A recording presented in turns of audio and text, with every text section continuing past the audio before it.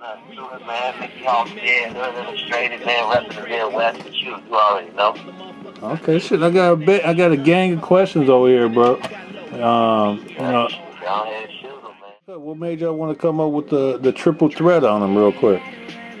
Man, it's like, man, I've known Traxton, and I grew up on Traxton's music. You know, the stuff he was doing with Twister, Do or Die, Psychodrama, all of that. Like, uh, two producers are really responsible for the Chicago sound. That's No ID and the Legendary Traxster.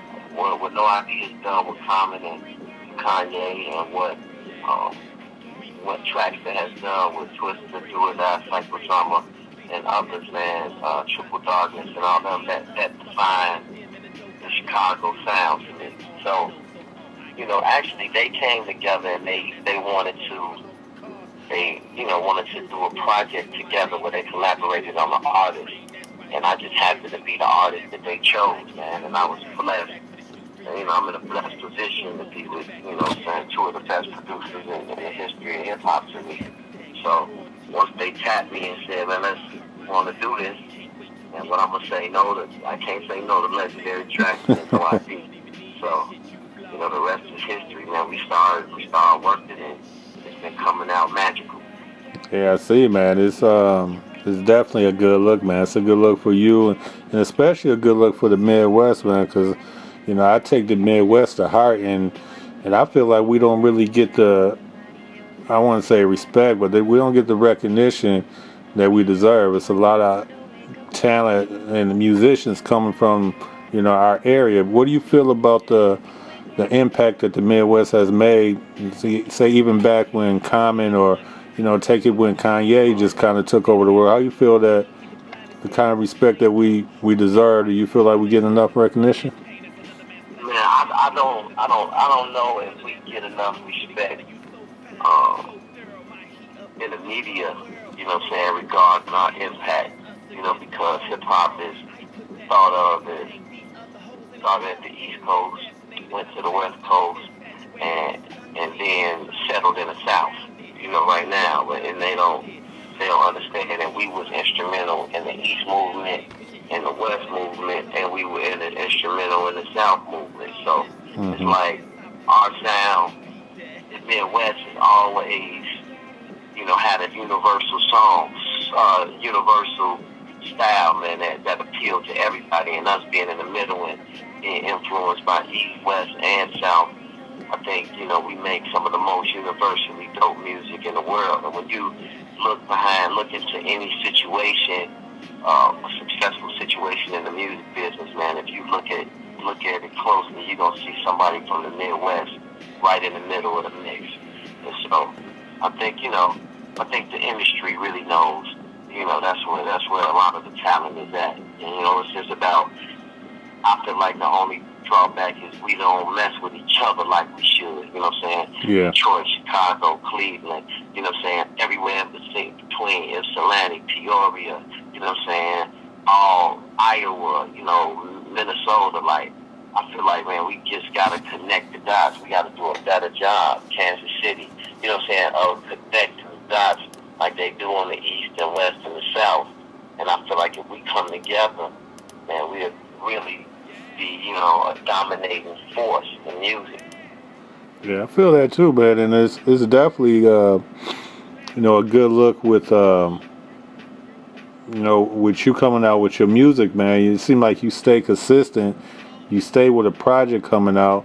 I mean, earlier in your career, man, you had highlights that people were damn near get their left arm for. I mean, work with you work with Kanye. You've been down there with with Cash Money. What did those early experiences? How did that result into who you are now? I mean, I know you grew as an artist and all. I grew as a person, but you grow from every situation.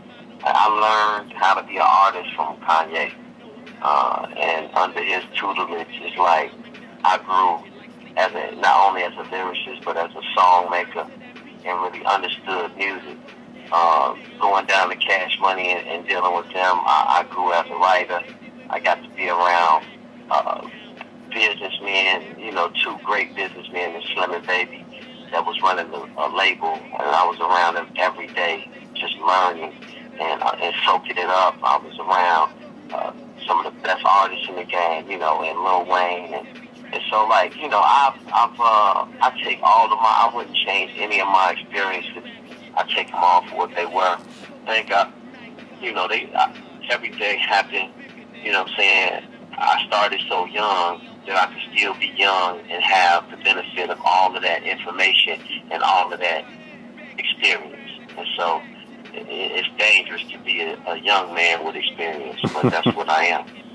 Definitely, man. And coming from the Shy, tell us about your hood, man. I know everybody, you know, a little bit of their identity is from what they represent, and you know, the product of their environment. Tell us about your hood. Yeah, no, I'm from the south side of Chicago, man. From the notorious Wild 100 section, 11612 South Morgan. That's where I grew up at, and I spread out from, you know, all over the city from there, you know, all the way from whether it's Country Club Hills and the Burbs, all the way, and I've lived in Hyde Park, I've lived in Chatham, I lived all around the south side of Chicago, and I rep the whole city, but not only the whole city, but I rep the whole Midwest.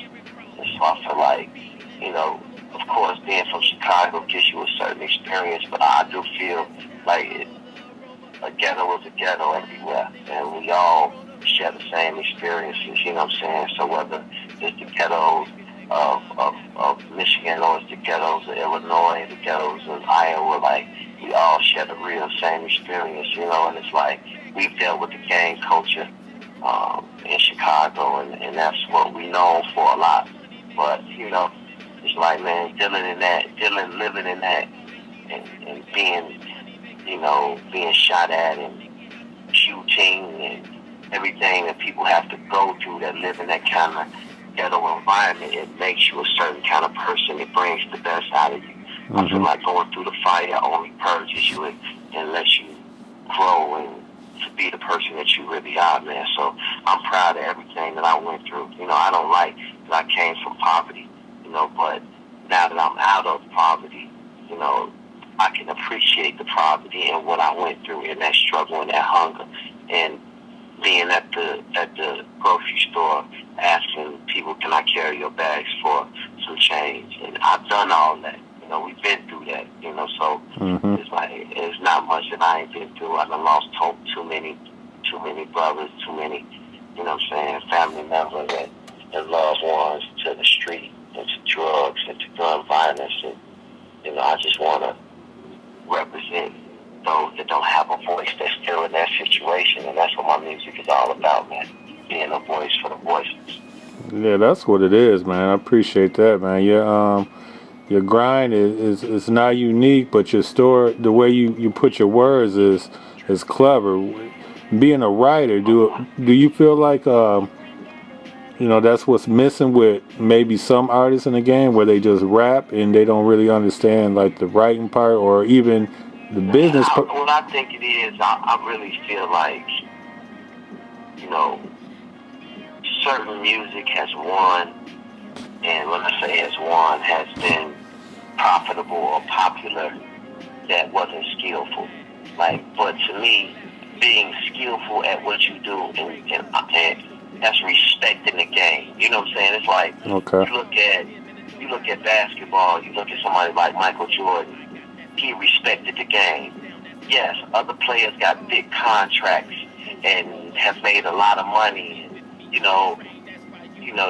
see somebody get, he got $100 million contract, but he don't respect the game. Yeah, he won financially, but you respect Kobe because Kobe still, after all these years in the league, has attention to detail. He never cheated the game. He really worked on his game. He really tried to be the best in every facet of his game. It's like, so I feel like a lot of guys, they look at people like, oh man, Carlos Boozer, or they give anybody $180, $90 million nowadays, and you look at those guys who get them contracts, and their game starts falling off. Yeah. You're like, man, that's what I feel where hip hop is at. It's like people feel like they don't have to respect your craft anymore. You don't have to put some real thought into your words because it's all of you gonna just let the beat save you. You know what I'm saying? Like I'm not into that. I'm into being the best that I could be and not disrespecting the craft. Like all the people that came before us that did that, that really made hip hop what it is. The Ice Cubes, the Scarfaces, the Tupacs, the Biggies. Like these people respected the craft. Even before that, the KRS-One, the Rakims, these people respected the craft. If it wasn't for people that respected the craft, you know, then we wouldn't be here. Like, to me, rap is not a joke where you can just say anything and, I don't rap, I just get up here and let the beat carry me and I just act stupid, you know what I'm saying? Mm-hmm. Like, it's time out for that shit to me, you know what I'm saying? So I feel like I'm not a part of that shit. I'm a part of doing the best that I can, representing intelligent street music, and that's what I bring to the table. Well, that's what it is, man. That lead on to the project Force. Are we expecting? I mean, we got the song with Tia. We got Money Making Mickey. I mean, I mean, them two right there, man. That can go ahead and it make me want to drop the album tomorrow. But it seemed like you being patient. Drop it, but you know, we still got some more leg work. We got some more teasers that we gonna drop, and it's like, I'm just happy, man. I'm happy to be in a place where the people is accepting the music. We worked hard on this music. And that's what I mean, man. We worked hard, man. We didn't just come in the studio. I didn't go in the booth and just say anything, man. I crafted my words. I'm trying to tell a story. You know, we really want music that people could feel, you know. So, and the fact that people are feeling it, it just gives us more energy and more enthusiasm to keep creating that music to give to the people, man. So, Money Making Mickey season is here, man. So it's triple M or nothing. And it's like, man, we ready to take this shit over. And that's what we about to do. That's what it is, man. I guess that just leads us to the last words to the hood. We go ahead and get your last words to the hood and do a little hood illustrated drop, fam. And you know, I appreciate the time. And I'm a pump this like this is my album because from what I'm getting from it. I appreciate that, man. From the Midwest movement, man. I need you, man. We need the media in the Midwest to, man, really beat our own horns, man. Toot our own horns, beat our own chest, man, and take this shit to another level. You know what I'm saying? My last words for the hood is, man, put God first. Treat your mama with respect. Take care of your kids. Man, stop killing each other. You know what I'm saying? Understand who your enemy is. And it's really fight is in between your ears, man. It's in your mind, man. It's about overcoming, being the best person that you could be. Man, keep it real. You know what I'm saying? To me, you know, I always tell people, man, it's really get right or get left, man. Because if you don't get right, you eventually get left behind. And so, get right or get left is my motto, man. And that's the motto you should follow. Mikkey Halsted, Wild Honey section of the Gold Midwest, and nothing to the moon melt. You know, those that know, don't be a dummy your whole life. Hood illustrated. I don't know. All right, that's what it is, bro. Appreciate that, man. And I definitely I try to